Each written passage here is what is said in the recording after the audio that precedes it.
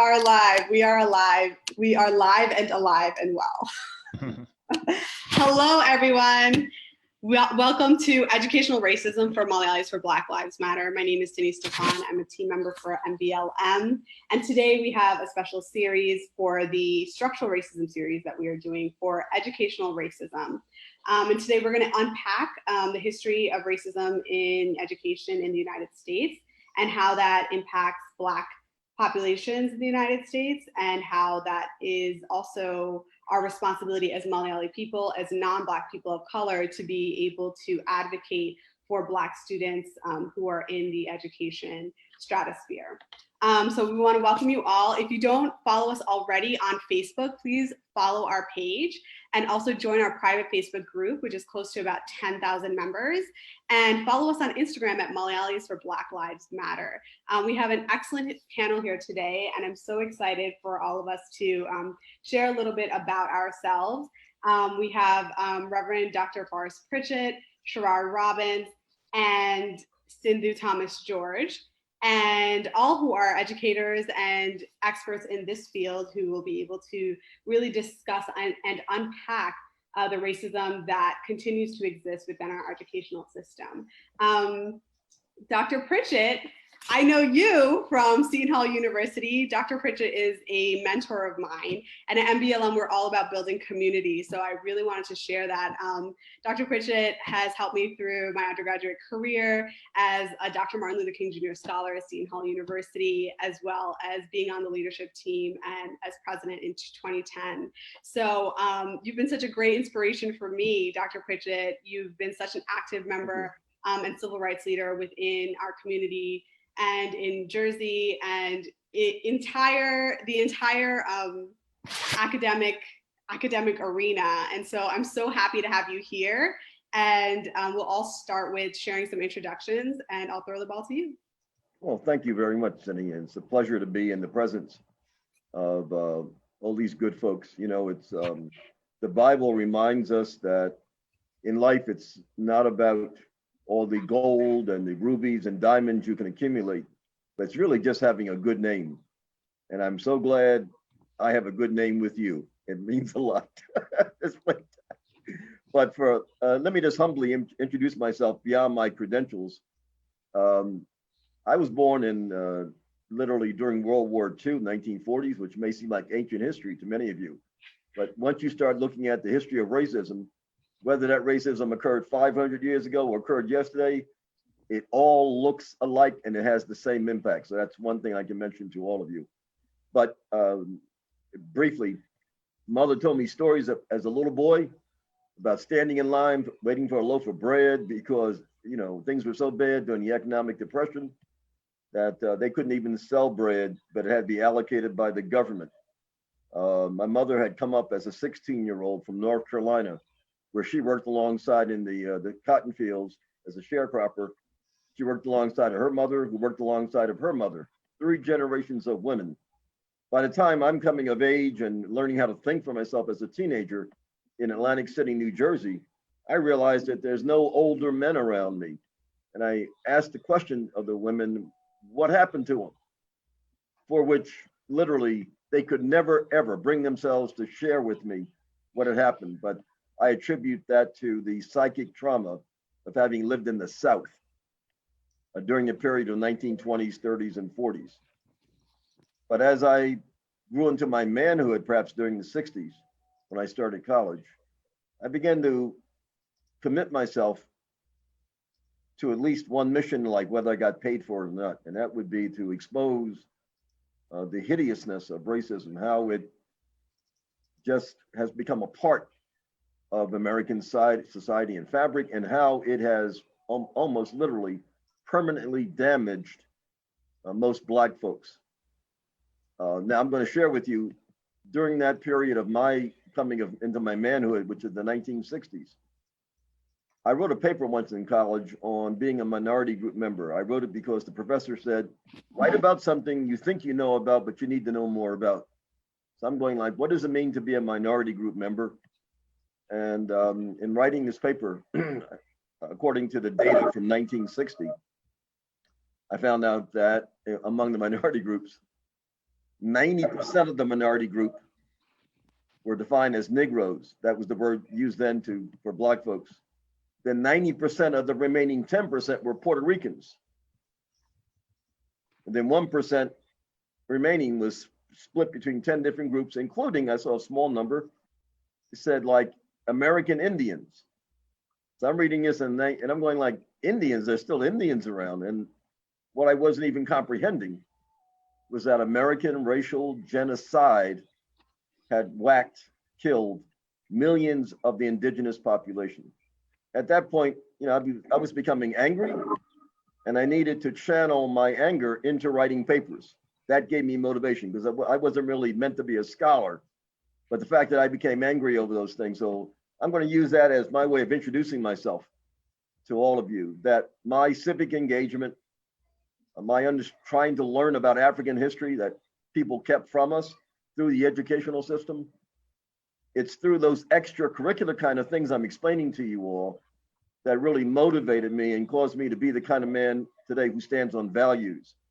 And I have always prayed to God that he would give me the power and the audacity to stand up in front of masses and declare the truth. We must learn all to speak truth to power. So I'll let that stand for a few moments, Sini, as my introduction. Thank you very much. A great story. Gerard? Hey, yeah. So thank you for inviting me to join the panel today. I really look forward to it. My name is Sharon Robbins. I serve as the founder and CEO of Visceral Change. What we are really is an organizational development company, and we consult with for-profits, nonprofits, institutions, companies, you name it, nationwide and globally, on what I call helping them center their professional frameworks around diversity, equity, and inclusion. Is my philosophy that social justice intersects with all that we do, regardless of if you are a congresswoman, or if you are an athlete, or if you are an electrician, or in other service fields like a lot of folks are in education.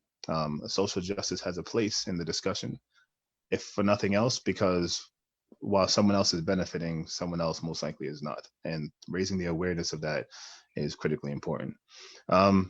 Just very briefly, I, as a Black man, one question that folks get oftentimes is, how did you come to diversity and inclusion work? And, as a Black man, as a Black boy into my manhood as a Black man, the signs are always there, the experiences are always there, but very rarely do we have the academic language to make sense of what's going on. And so my journey into graduate school gave me that opportunity back in Boston, and allowed me the wherewithal to navigate how to best make an impact in this work for those who are like me, and those who aspire to advocate for those who are like me.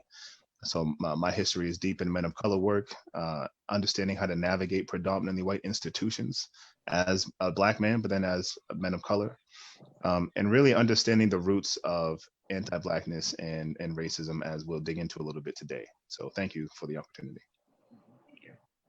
Cindu?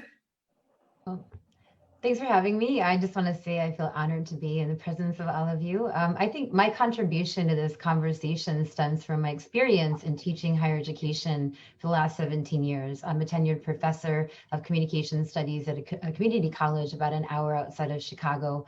And, I've seen firsthand how systemic and structural barriers have negatively impacted many of my former and current Black students. And in addition to teaching, I founded and I run a professional development program. It's a training program that helps provide and develop equity-minded, anti-racist, and inclusive faculty members in order to better serve the increasingly diverse student population of my college. And, when I think about why I do this work, why I care about this work, one of the reasons that I started to do this work is because I myself experienced racism in education, interpersonal racism from the early age of 5 in kindergarten. And in my experiences of racism, it wasn't just from peers, it was also unfortunately from educators who should have been instilling pride in me for my difference instead of othering me and helping me to feel ashamed. And so it was those experiences that really allowed me to identify racism, see racism, and when I became an educator, anti-Black racism was really clearly prevalent in the education institutions that I was working in. And so I've been personally and professionally committed to disrupting anti-Blackness in my own institutions through various initiatives that are focused on creating inclusion and achievement for Black students. And I want to also say that I entered this conversation as a South Asian person from a place of racial privilege. So a little bit about me. Thank you, Cindu. Thank you all for sharing your introductions. We wanted to sort of lay the landscape of educational racism within the United States. So I'm going to share my screen now, and we're going to discuss basically the stratosphere of how this all came to be. And we will sort of unpack as an introductory lesson. We only have 1 hour to really discuss this, but to just give a baseline info of the structure of racism that has occurred in the United States. So we see that from the institution of chattel slavery in the United States. In fact, the United States is the only country to have prohibited the education of enslaved peoples, the only nation in the world. And during the era of chattel slavery and the institution of chattel slavery in the United States, those who were enslaved were not given the right to read or write, or the access to any form of literacy. And this was very intentional because white slave owners and plantation owners, they understood that knowledge was power, and giving access to people for that knowledge would possibly incite rebellion. And so we see that in the revolution in Haiti. We see that that there were a lot of abolitionist writings that were happening. And if enslaved people were given the opportunity to read and write in the United States, then they possibly would have had access to those abolitionist writings, and that those writings may have incited a rebellion. And so because the slave owners and because plantation owners economically, they did not want any of this to happen. They wanted to make sure that they had a financial stronghold in terms of having the economy grow in wealth due to the labor. They had specifically and intentionally made sure that enslaved populations could not read or write. So that was starting in 1619, but as Professor Pritchett, you had mentioned to me before that in 1526, we see that there was actually an earlier arrival of many enslaved peoples in the United States due to the Spanish. So we're looking at centuries and centuries. We're talking about more than 400 years of when there really is no access to education for those who are enslaved. And then shortly right after, we see in the Emancipation Proclamation of 1863, once that Emancipation Proclamation occurred, there was really a movement in the US to enforce something as we know as Jim Crow laws. And that happened anywhere between the 1870s to 1965. Of course, it didn't specifically end in 1965. It still had continued. We'll talk a little bit about that evolution, but this idea of separate but equal was what the United States was promoting in terms of structural racism, to have equal sections, whether it be schools, whether it be transportation for Black people and white people. But in fact, when they use the word equal was never a form of equity at all. They were never actually quite equal to the white standard. So then when we see, as the civil rights movement gains momentum in the United States, we see a landmark case, Brown versus Board of Education in 1954, which really spearheaded the integration of schools. And so that's really when we see sort of a transition. And as the civil rights movement gains momentum in 1964, the Civil Rights Act was passed, right, to allow allow Black people, to allow people of color to gain more rights in the nation. So when we look at sort of that history and where we land today in modern day, we see a number of different factors. We see the policing in schools, and we also see redlining. And redlining is the institution where governments use certain policies to make sure that people of color and Black people specifically do not have access to certain land or areas within a particular city or a particular town. And so how this affects the population is that we see that schools are not particularly funded in Black and brown communities.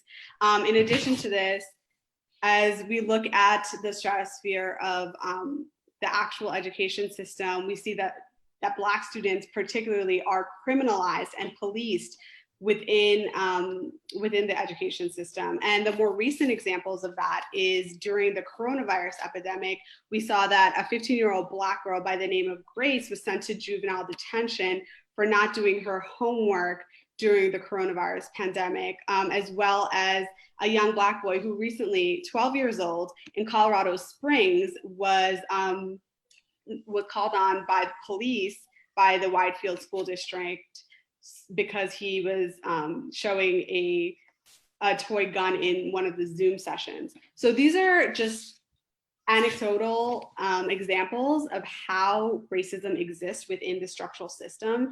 And I sort of wanted to ask the panelists if we can understand how does anti-Black racism really show up in our education system today, both structurally and interpersonally.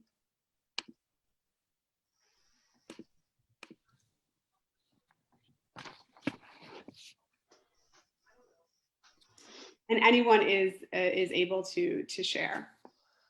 Let me start off by saying that number one, there is a lack of content that deals with the African American experience. One way to remedy that that we've done in New Jersey, and let me, by the way, just mention to everyone, because I did not mention this in my comment, I have been involved career-wise. I've been in higher education, 3 different universities for 50 years, starting in the 1960s, during that very active period right through the present. And all I can say is, Bobby, what goes around comes around. You live long enough, folks, it will not go away overnight. We appreciate your help, but we hope you're in this for the long run. But here we go. And when it comes to history, many of us would sit in our classrooms in the 4th or 5th grade and up to high school when they would, the only time Negroes during my period were mentioned in textbooks was in a period that probably talked about the South, the Civil War, and plantations. That's about it. We got no other understanding of ourselves from an earlier period as African people and those great civilizations. So one way to deal with that piece of a lack of content and curriculum on the public and local level, what we did in New Jersey was through our activism was to get a commission put together called the Amistad Commission, named in honor of the ship that maybe came out of Cuba. It was a merchant ship, not a slaver ship. It had a number of people on it, that is Africans, a small crew, and the Africans on board were able to pull off a successful mutiny and a revolt. And they wanted the ship to be turned around and taken back to Africa. But in honor of their standing up like strong warriors, we have in New Jersey an Amistad Commission, which is now mandated for the last 20 years that African American content is mandatory in the public school system from K to 12.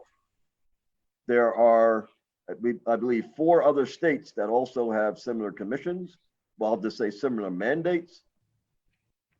We are the only state that has a full-time director who can go around the state training teachers and sharing the word. But I will tell you, after 20 years, we have less than 6% of the schools in compliance. So therein you see resistance. Therein you see that resistance. The second thing I'll just mention in terms of anti-Blackness will be in the present and the current.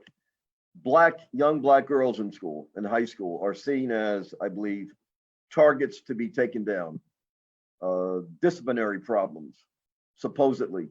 But young Black females are now being targeted, similarly as young Black males have historically in our school system. You know, you might say God's plan for families and communities is that there be a man leading, and that's not about chauvinism or anything. It's just that you know that if you bring down the man in any culture, then you've impacted the future of that culture forever. And so I give props to our Black sisters for generations, particularly coming out of the South, where the Black men, between lynchings, running them off and killing them outright, Black women had to step up and had no difficulty fulfilling that dual role of parent, both mother and fathering of many of us. So I'll just start off by mentioning how those two areas of, well, anti-Blackness hits the male, hits the school systems, and now is being targeted at Black females who are stepping up with their activism and are not being well received. Yeah, I'll jump in addition to that. You know, and I appreciate the narrative Dr. Pritchett shared about how anti-Blackness shows up today. You know, I even I tipped my hat a little bit earlier even to our Black sisters who, you know, while enslaved, whether or not your child was born into slavery had everything to do with whether or not the mother was deemed free or not. So you know, we've seen anti-Blackness show up for our women way back when, in ways that began setting that stage for a lot of this discussion and a lot of the beautiful things, albeit unfortunate, right, Dr. Pritchett just shared. You know, Sini, you mentioned something a little bit earlier about the desire or the structure that prevented Black folks from receiving any type of education. And, you know, I've always believed that my historical idol, James Baldwin, is sort of, I've always believed him to be the equivalent to what white Americans would have feared of sort of the educated Black man, somebody who was not willing to challenge the system, but could do it in such a way that spoke to white folks at the critical mass. You know, for me, in order to understand where we are, we need to recognize how we got here. And, you know, many people associate anti-Blackness with a social movement in a social context, and that is true. That's not to say that it's not. But really, its origins lie within the legislation, within the documentation, and the dried ink, if you will, that has really centered this second-class, really othering of Black people. You know, if we took a really quick journey, we would learn that, you know, before coming back into the Union after the Civil War, right, the Confederate States of the South had to have education mentioned in their state constitutions, which is a little bit of a paradox because the federal constitution doesn't have education mentioned in it anywhere, right? And so when we go a little bit deeper, we think about how the 14th Amendment, which is after the 13th Amendment, which abolishes slavery, the 14th Amendment gives you equal protection under the law, was passed in 1866, but it was never ratified until 1868. By then, Southern states have their constitutions with education in it, but what that means for Black folks is that you're not a citizen, you're really no more than a resident, which means that the South has an opportunity to craft the ways in which education should look for them that benefits them. You couple that with a lot of the backdoor deals that happened during the presidencies to ensure that the South was pleased and was happy when coming back into the Union, such as pulling the federally mandated troops out of the Southern states to maintain integration and turning an eye away from how states were operating, really launched the Jim Crow South, as you were talking about, and separate but equal. And sparing you a whole lecture on law and education and history, I just wanted to acknowledge that starting way back when, right? If I'm going to war, don't give me a firearm, don't give me an explosive, give me the system. Because if I can control your image, I've already won. And anti-Blackness from centuries ago has been laying the foundation for the ways in which we receive Black people as individuals, as humans, or otherwise. And that really lays a foundation into what we talked about earlier as far as redlining goes and Black codes, which we may get into, and some of the other content we'll try to squeeze into this hour-long discussion. So I'll hop in and I want to talk about ideology, but first kind of set the stage. to kind of state that 85% of the nation's teachers are white, right? So our education system not only is designed to affirm Eurocentric and white worldviews, but it's an industry that's primarily populated with white people. And naturally, our teachers are going to come into our classrooms with viewpoints and ideologies and biases that are so steeped in whiteness, right? So many well-intentioned educators subscribe to the deficit ideology when trying to help Black and brown and low-income students achieve success. And the deficit ideology approaches students based upon their weaknesses rather than their strengths. And it's an ideology that explains educational outcome inequalities like the gap in, the disparity in standardized test scores, or the college graduation gap, which by the way is just growing wider between Black and white and Asian students. And just to give you an idea, the National Center for Education Statistics reports that Asian students graduate college at the highest rate at 36%, white students at 32%, and Black students only at 23%. And Latinx, I think, is at 25%, right? So deficit ideology really justifies these inequalities by pointing to the deficiencies within these students, within their communities. And the idea here is that we have to fix marginalized and disenfranchised students rather than the conditions that work to marginalize them. And really, the reality is that there's nothing wrong with the intellectual capabilities of Black students. We don't need to fix them, but we do need to fix the racist systems that help the disparities in education to persist. And then, I think it's important to talk about, well, where did this ideology come from? There was a 1966 report called the Coleman Report, and it was the most influential educational study that introduced America to the idea of a Black and white achievement gap. So Coleman was the lead researcher, and he argued that inequalities in school resources didn't contribute to the inequalities of student achievement, but it was a student's families, it was their peers, it was their environments that helped to determine their achievement. So essentially, this report blamed Black students and their families and their communities for the lack of academic achievement. And this report resulted in an entire generation of educators trying to fix the students and their families rather than fixing the system that had produced unequal learning opportunities for Black students. And I'll end with, if you are in education or if you've read Angela Duckworth's Grit, she has a book out called Grit, and there's something else to the title. This grit ideology is an example of deficit thinking that a lot of well-intentioned educators who really want to help Black students achieve subscribe to. And it acknowledges the structural barriers that marginalized students face. But instead of working to create policies and practices to eradicate those barriers, they focus on strategies that will increase the grit of the students, right?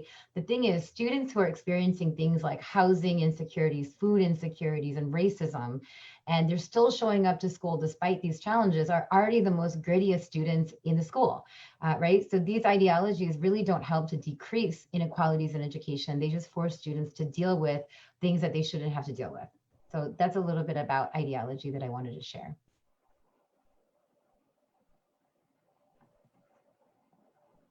Sini, can't hear you. Thank you. Cindu, thank you for that. Previously, you had mentioned, Cindu, that using the word achievement gap is actually used as, it's really from a deficit mindset. So the more proper term to use would be opportunity gap, right? Yeah, I thought I was talking too much, so I wanted to stop where I left off. But yeah, I'll talk a little bit about that. Even our language is implicit with deficit thinking in education. So traditionally we say achievement gap, and that suggests that there's a gap in the achievement, right? That Black students are inadequate or incapable of academic achievement at the same rate as their white or Asian peers. But that shows the deficit thinking. I think we should consider the word opportunity gap, which a lot of educators are now using. And this draws attention to the obstacles that students face throughout their education careers. And it places responsibility on the inequitable system that's not providing the opportunities for all students to thrive and succeed. And so it's so important to change our mindset. We're trained to think about, the Black students and low-income students as we need to fix them, but we really need to fix the systems that work to marginalize and oppress them. 100%.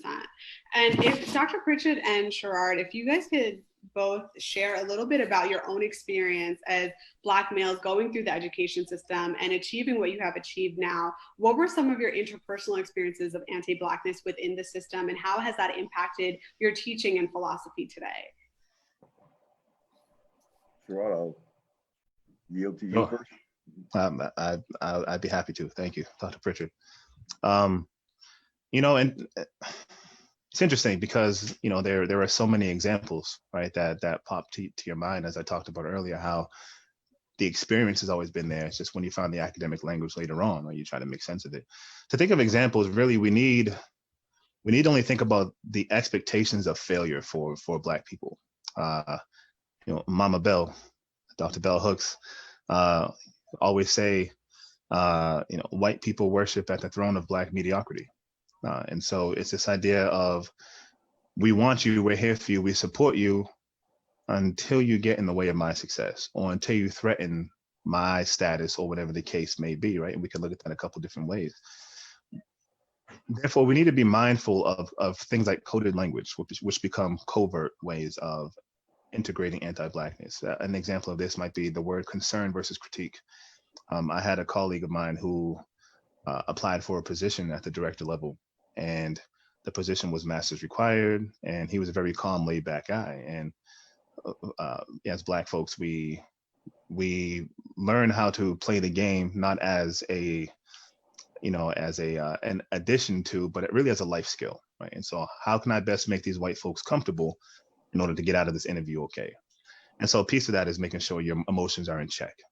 And so they came back after his interview and said they were concerned that he was a little too laid back, or they were concerned that he had just got his master's degree and therefore wouldn't be able to do the work when he brought in about 12 to 15 years of experience with him, right? And then they say, well, is that a concern, or is that just a critique for what it's worth? And so framing language, as Cindu was talking about earlier, is a critical way of looking at this. I would say another example that sits a little bit more in my world, and less a little bit of an observation, is, you know, for Black men in the academy, and also in the student affairs sector, probably a little bit more so, at least in my experience, the journey to self, or to affirmation of self, really is extremely harrowing.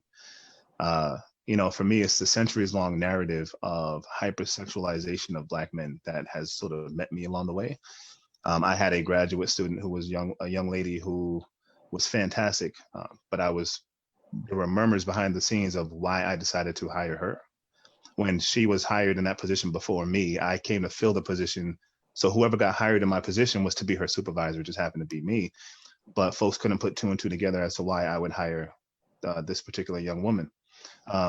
You know, and, you know, there was a colleague of mine who was brought in to HR because they thought he spent too much time at the desk of another young lady who was his friend. They actually called the young lady in as well and said, hey, are you okay? And what are you talking about? This is my guy. We're good friends. I'm not quite sure. Just wanted to make sure you were okay, you were safe. Yeah. I've had folks call people about and other colleagues about sexual assault and harassment, or hey, give me a heads up if this happens, based in nothing, for colleagues of mine as well. And I've been in spaces where that's occurred. And so it's just really trying to carry yourself with grace and with dignity and a sense of professionalism, really letting folks know that you know your work.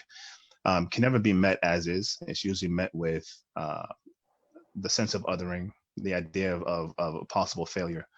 And when you surpass that and do a little bit better than the expectation, well, then folks start fishing. And this isn't comparing myself in any way, shape, or form to this individual, but when I think about the Black male experience specifically, I think about President Obama's run in the office, where he had to be spotless. I'm talking absolutely spotless as a person. You critique his politics, of course, but you had to be absolutely spotless. No scandals, you know, not saying the wrong thing off the cuff, because President Obama would be gone this November if he was this 45th president.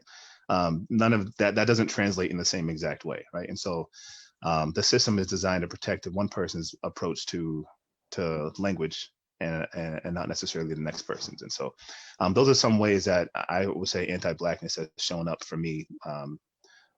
The preconceived notion of the individual based on the system's design versus what you can actually get in actuality.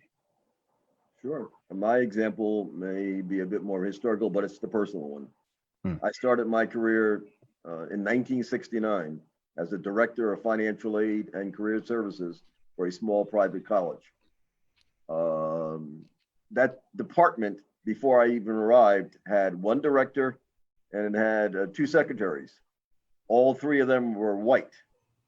As soon as I arrived and interviewed, one of those secretaries was peeled off to assist me with developing the financial aid department. So obviously she's white, I am not.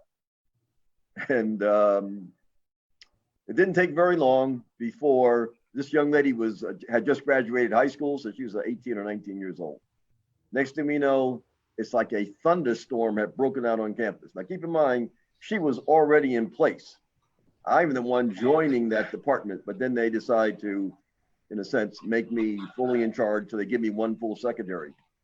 But she didn't even understand what all of the innuendo in the environment was all about. So I had to sit her down for a minute and school her on the nature of Black men and white women. It goes again, she's only a teenager, but to indicate that in building this wall of anti-Blackness, white supremacy creates all of this mythology around the Black male. From our heads to our toes, our brains are too small, but our lower brain is really big. And that lower brain, better known as a penis, is not only not the envy, but that we are savages. If this thing ever gets out of our pants, white women are in trouble and we can't control ourselves. So that type of ideology I share. And then if I fast forward to later in my career, when I'm hitting my stride and I'm not taking any prisoners on this issue of racism and how it is systemic even in colleges,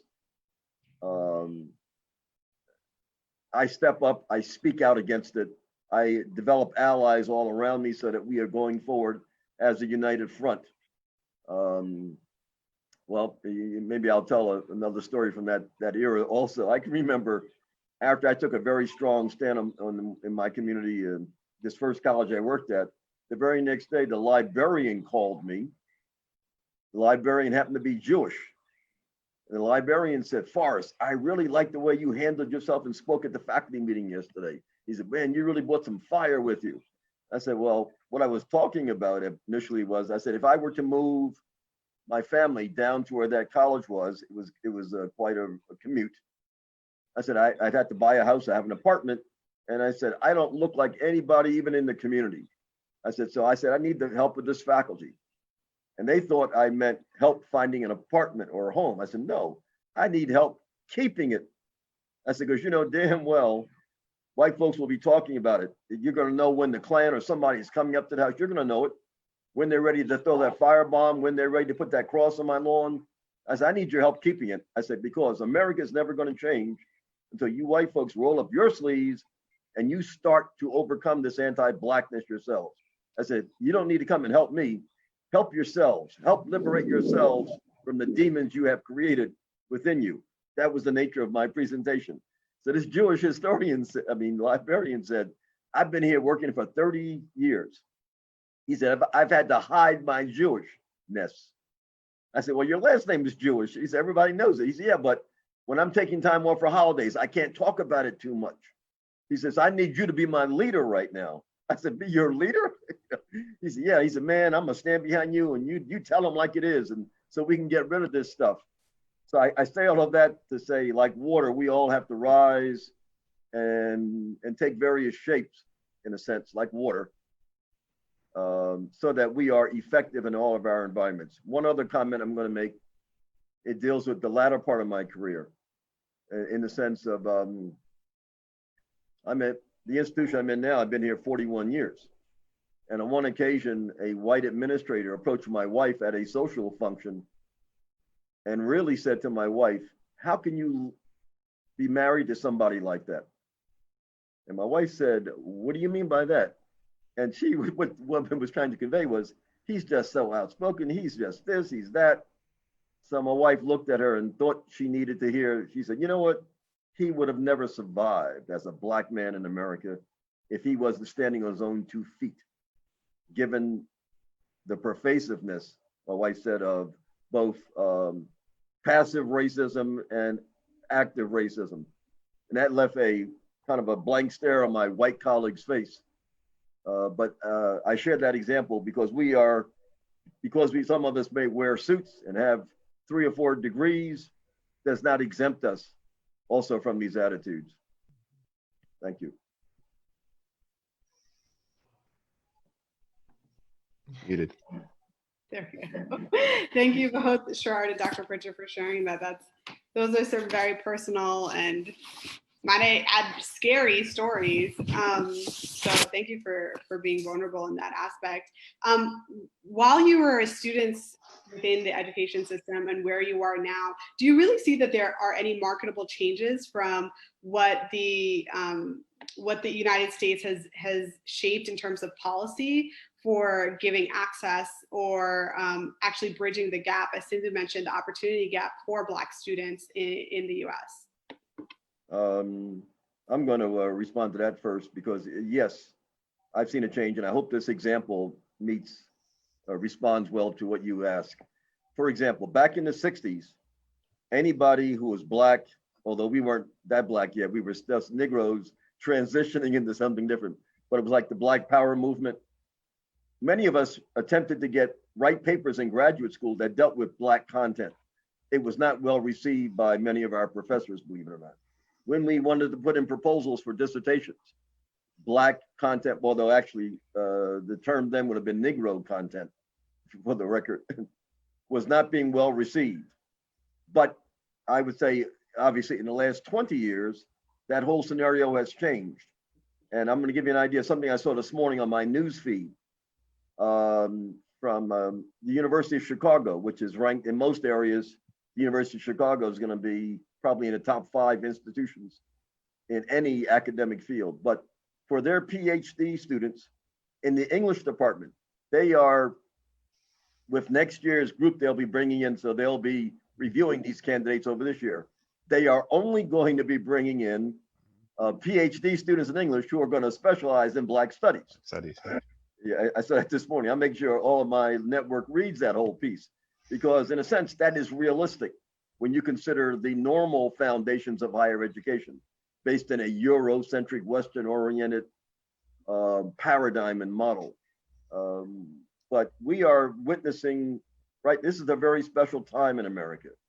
Over the last 5 months, we are witnessing a rising in global awareness of not only just racism, but as I've said, when that police officer put his knee on Mr. Floyd's neck for 8 minutes and 46 seconds, many people who I think maybe even had no attitude toward race relations, they could see the absolute immorality of that one act. Only God can give us breath. And for someone in blue to think he has the opportunity and the authority and the privilege to do that, I think the world is now sensing that this whole thing is out of hand and it must cease. The public funds police departments and the public can defund. I know that term may be controversial, but I'm indicating, if you understand this, the public funds the police department. And we have the authority, I think, to, if not defund it, to reorganize it, et cetera, et cetera, et cetera.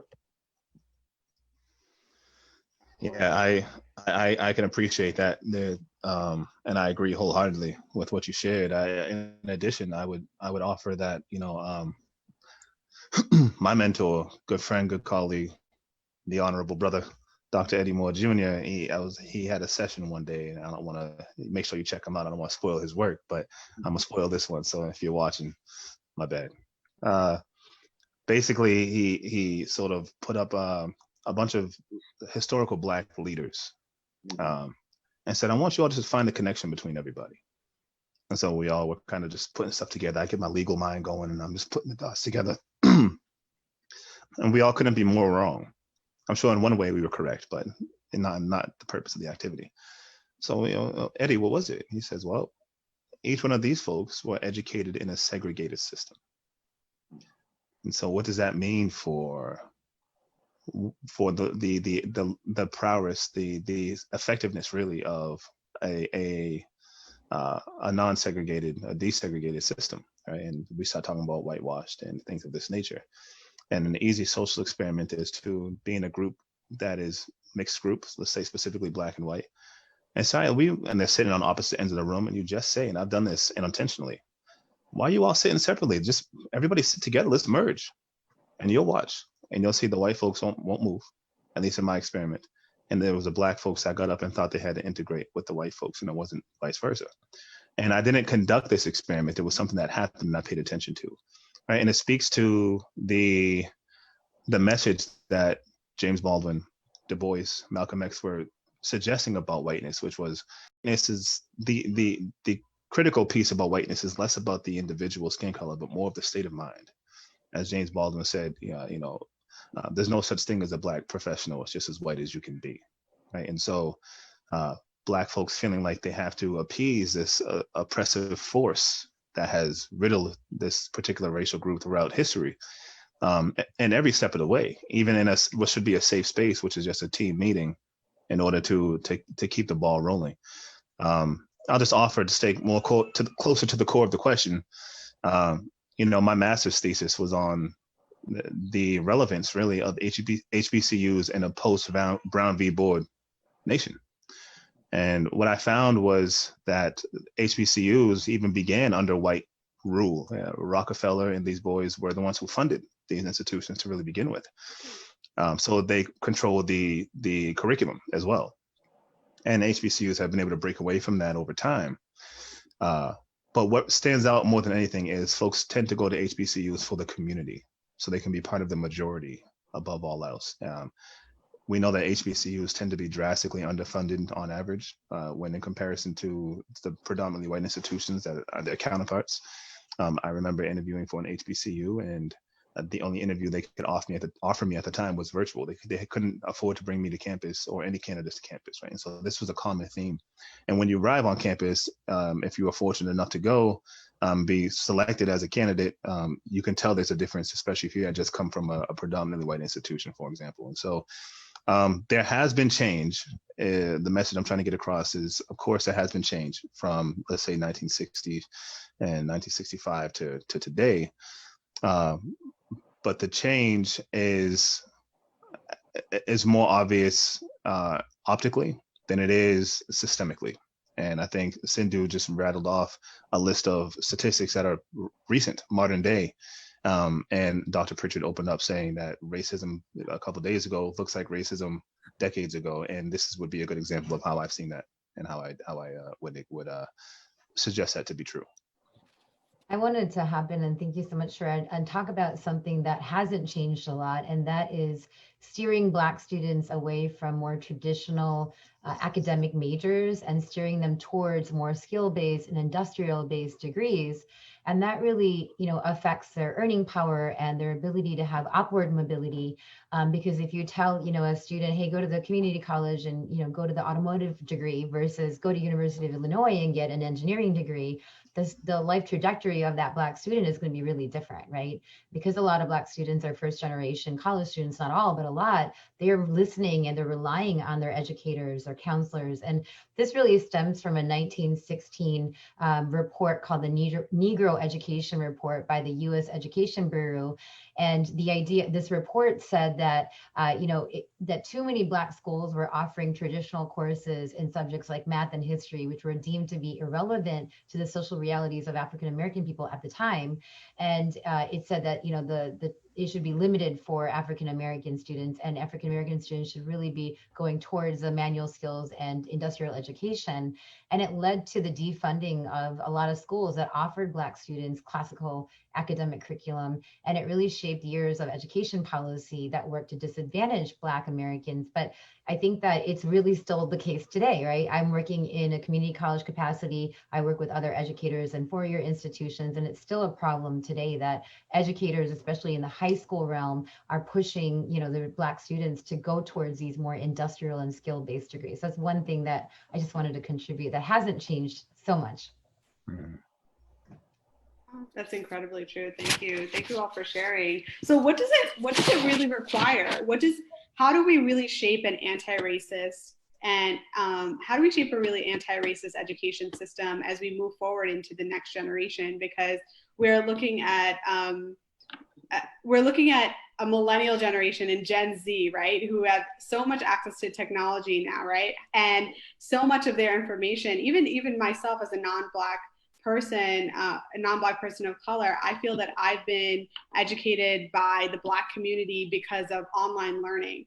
And I really want to know, what is the future of shaping an anti-racist education system as we move forward into the next decade?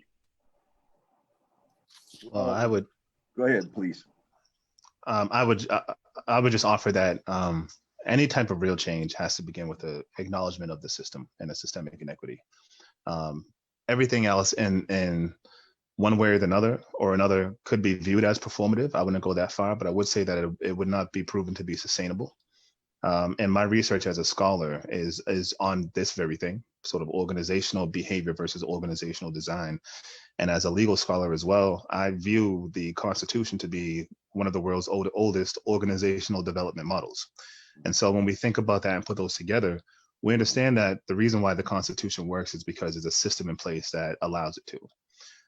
And so what we need to do then is, if we want to make any real change as it applies to anti-racism and any other pejorative and discriminatory legislation or being and doing, but anti-Blackness in particular, we need to be willing to change the system. And for me, the biggest difference between someone like Bernie Sanders and Joe Biden, since that is pretty recent, pretty relevant, is that Bernie Sanders wants to tear the system down and start over in a particular way. I would argue Elizabeth Warren is similar as far as the presidential candidates went. But that's also why we didn't get them, because that is a little too radical for the masses, not too comfortable. Joe Biden, on the other hand, would want to reconstruct the system, but one at a time. So here are the areas of discrimination. So we'll just start with racism first. And we'll allow sexism to live, homophobia to live, transphobia to live, Islamophobia to live, etc., until we get there. But when we take apart racism, we'll do it little by little, so that the racists still feel like they have a seat in the United States in one way or the other, but can take time to really get used to the new policies and procedures. And as we know, that doesn't really happen because there needs to be some sort of aggressive approach to it. And those are two very different ways to approach the system. But we need to commit to the former a little bit more aggressively if we really want to see change happen.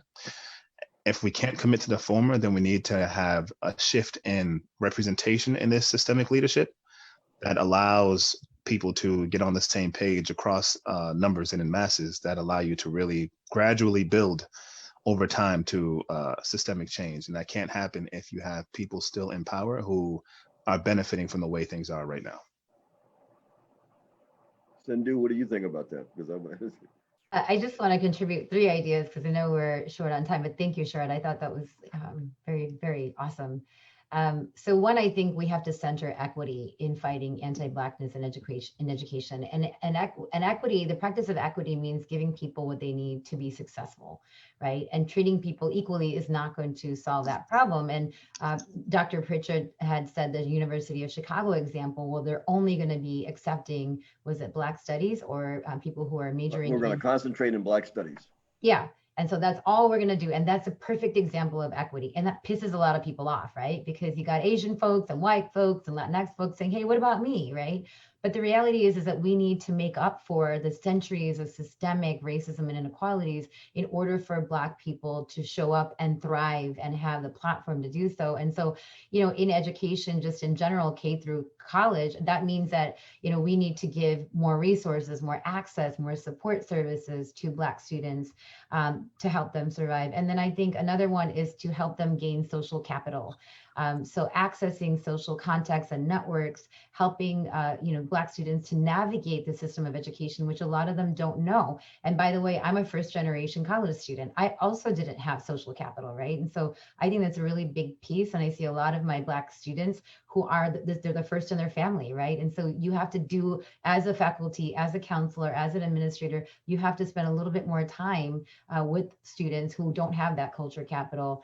And then I would say the last one is really training that helps educators examine and unlearn their anti-Black biases, because the reality is that overwhelming majority of educators in the US are white, and it's so important to educate these white teachers and non-Black teachers, Indians included, on race, racism, race privilege, and encourage them to develop their own racial consciousness. And so professional development really helps them to understand the importance of things like rejecting the colorblind ideology and helping them to work to be more inclusive, equity-minded, and anti-racist. And that's a lot of the work that I do in my own college. I think I'll stop with saying James Baldwin was quoted a lot. And so my favorite James Baldwin quote is that not everything that is faced can be changed, but nothing can be changed unless it is faced. And that's my favorite kind of like, I live by that because racism is a difficult conversation because it makes us uncomfortable, especially, people who are not considered people of color. And so we have to be able to face that elephant, be uncomfortable. And that's the first step to progress and change. So. Okay. I'm going to pull upon a historical moment that many of us went through that was traumatizing, but it was something we were used to, but it was April of '68. Dr. Martin Luther King is assassinated, and people said, we are tired of this stuff. We are tired of your reactions. We're tired of you killing us. And as many of you know, you can go up in Google and YouTube and see how much of America burned down for over a week. I say that, number one, but to say that fall of '68, when the Congressional Black Caucus was conducting their annual convention and conference in Washington, we also came to the conclusion that we no longer needed one man or one woman in front of the crowd as a leader, that we all had to step up and become the leader. So that if indeed the leader is taken down, that means there's always somebody right behind that person who can pick up the plan and move forward with it. We all then also committed to almost become, again, in the words of that famous book, The Invisible Man, that we all should infiltrate all of the institutions that you could best work in. By institutions, I mean between family work, education, the political arena, and the economy, and the military, private corporations. Pick your arena of work, you infiltrate it, and make that, rather than becoming a generalist, becoming someone who's very specific and laser focused upon what you wish to change. For this current generation and this current moment, I would say, after you read the book on anti-sexism and Abraham's book on anti-racism, put the book down and choose the pathway that you will follow. As our great native brothers would have said to us, follow the footsteps of the Great Spirit who created this land, and the Spirit will be with you. And I say peace to all of us as we walk in that noble pathway. I'll also now pull upon something from German philosophy that worked its way into the Black Power movement, in which we all realize that there's only, relative to any problem we have in this world, there's only two sides of the issue. Either you're a part of the problem or you're a part of the solution to the problem. There is no middle ground. Silence is complicit in the continuation of the problem. Come out of your zone of fear and become an active part of resolving the problem. Thank you all for sharing. So we're about to wrap this up, and I just have one final question for all of you. As MBLM, Malayalees for Black Lives Matter, we are non-Black people of color, and we want to ask you all for advice in terms of how can non-Black people of color show up in building an anti-racist education system, as many of us also are educators, and how can we show up in that space, and what are some best practices to make sure that we are able to build that? I'll yield to my colleagues for a moment. I'll be the cleanup hitter. Cindu, you want to kick it off? I mean, okay. It's up to you. I'm happy to. So I am a Malayali, right? I am active in this organization, and I am very committed to disrupting anti-Black racism. And I think that you have to have the Shakti, which is the strength and courage to have the uncomfortable conversations, to get critiqued. As a non-Black and a non-white person, I'm constantly like in the borderlands. And so I'm committed to this fight, but you have to also remember that Black people should be leading this fight, right? So I want to be part of it, but I want to let other people lead it. And so that's kind of my motto in do the work, be involved in a multiracial society. Racial justice has to be a multiracial effort, right? And as a person who has racial privilege, I'm going to use that privilege to help eradicate injustices and racism the best that I can do. But I have to also remember that I can't always be the one who's leading the show, right? And so step aside for the people who have been marginalized and give them the power, just open that door for them. So that's kind of my motto. That was lovely. Thank you, Cindu. In addition, I would offer that, and I've said this before, that, the American, right, and as we know, in many ways, sort of that global, right, power structure was built on arresting the intellectual growth of Black people. And so, therefore, it's true, if you want to better understand whiteness, you have to measure it against Blackness. It's actually that examination of critical whiteness that inevitably breeds anti-Blackness. And when we have discussions as people of color around racism, we wind up entering into what we call the oppression Olympics, which is where the Black person says, well, here's what we struggled with. And then the Native person says, well, here's what we struggled with. Not the next person, here's what we struggle with. The Indian person, here's what we struggle with, so on and so forth. When really we should be centering whiteness, because that is the actual issue, right? It's not us. We are marginalized ED. We are subordinated ED. Right? We didn't do this to ourselves. Our identities have become this due to this white power structure. So one way that non-Black people of color and non-Black folks in general can contribute to this work is to have the courage, really, because it takes work, to center whiteness in these discussions and hold this particular state of mind, as Baldwin, Du Bois, and X would say, accountable. And by default, the individual themselves who buy into this relationship, and not allow folks to deflect to saying that 1 in 3 Black folks killed or in prison as a statistic is because of their school to prison pipeline. No, let's stay with the fact that because whiteness has constructed this systemic sort of disenfranchisement that forces Black folks to make certain decisions that based on the disadvantages they have in society, and so on and so forth. And so I would offer that a critical examination of whiteness specifically as we move the needle forward on this narrative is the direction to go. Thank you. One of my intellectual heroes is, I've got a few of them, but Frantz Fanon, in his book, The Wretched of the Earth, says to each generation must understand and seek and find its own destiny to make its own impact. I'm paraphrasing this, but this generation, I love the concept of this organization. You got thousands of people following you all right now. That is a critical mass. It is a great nucleus and a foundation to work with, and I really look forward to see what comes out of this. You've got to press forward, build your allies, and bring a fresh breath, bring a new vision from your perspective. I love, in a sense, showing the parallels between Mahatma Gandhi and the struggle to free millions of people on that continent. He was a single figurehead of that entire movement. I often remind people, for example, if we were comparing the potential for danger, I don't think Gandhi came into an understanding of nonviolence philosophically. It was something practical. They passed a law once the British had totally colonized the area. You had 100,000 soldiers watching 4 million Indians, so to speak.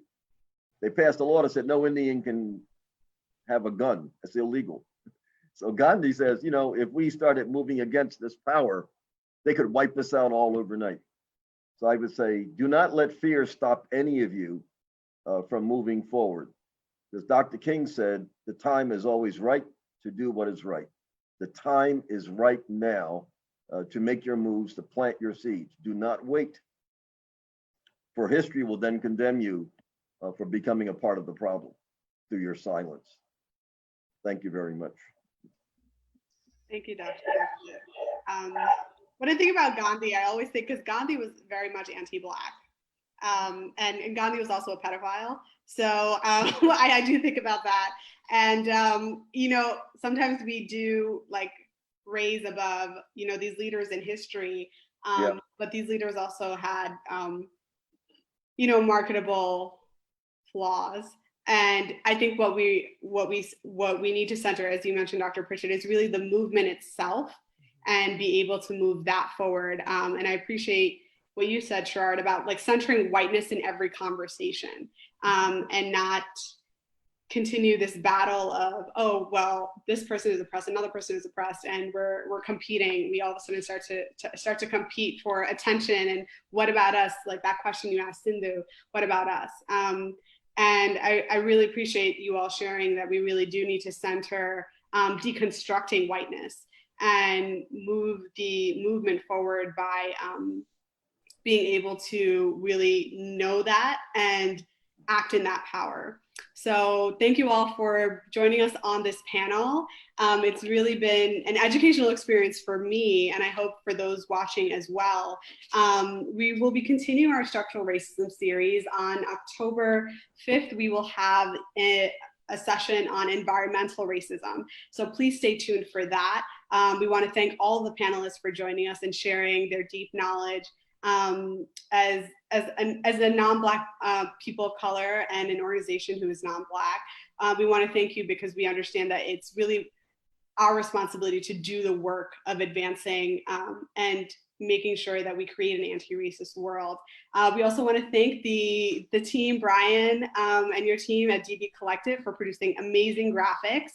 And thank you all for taking the time to educate us. And I hope that we can continue this conversation. If you don't follow us already, make sure to follow us at Malayalees for Black Lives Matter on Instagram and join our Facebook group. We thank you all for watching. Take care.